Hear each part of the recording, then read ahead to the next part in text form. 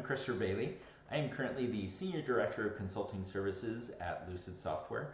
But by night, I am a adjunct professor for Brigham Young University, Idaho, where I teach a class called Technical Teamwork, and essentially teaching computer science and engineering students how to function in teams and build teamwork, but then also how to function in larger groups, organizations, and leadership principles and things of that nature. I'm loving using Lucid as well as Canvas in my classes because everything is 100% online for our class. Couldn't use it without both that combination of both of them because of needing to have both remote conversations where individuals can have discussions using discussion boards and things like that in Canvas, and then having more live, active conversations during virtual forums with students where we can have an active discussion over a Zoom call, things like that. Many of you likely have Zoom forums that you need to run with your students or classes that you have to do online and have more of that conversation with the entirety of the students. And you want to give them assignments and send them out to go out and practice some things that you've been teaching them. So very common to go and use breakout boards within Zoom, breakout sessions in Zoom, to have students go out and take exercises. What I was finding though was that I would typically lose some students where they would just kind of duck out early because, oh, I don't want to go out and do some practice, because sometimes those don't work so well. Or there might be some confusion as to what I'm expecting of them from the exercise. It can also be difficult to tell, where are the students at? Are they making okay progress? Are they doing all right with the different activities? When just like jumping in and having to hear, you have to sort of jump between each one. And that all changed when I started using breakout boards in conjunction with the Zoom breakouts in Lucid Spark.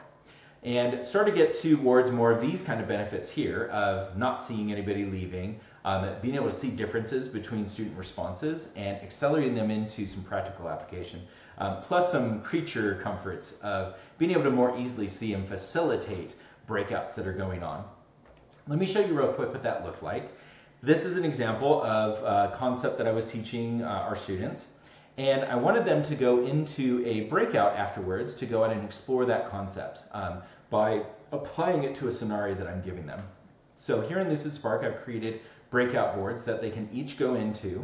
And when they jump into their Zoom breakout boards, they jump into the same number of one. And as in this example, they've got now a space for them to be able to work in. And I've given them, again, very specific instructions for things to consider and then things to fill in.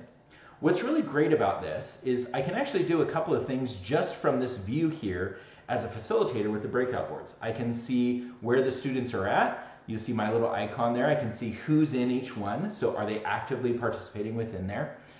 In conjunction with the Zoom breakout boards, I can see if people are talking, if they're having a conversation, or if things are silent.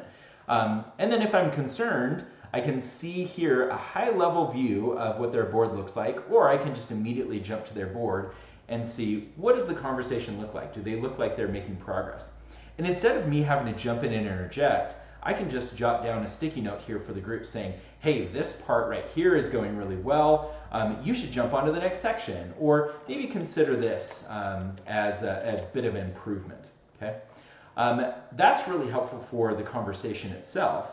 But then when I need to gather them back in, I can do a couple of things here.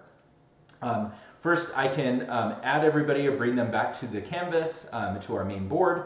I can also drag this content directly back onto the main board if I wanted to have us see this collectively, okay?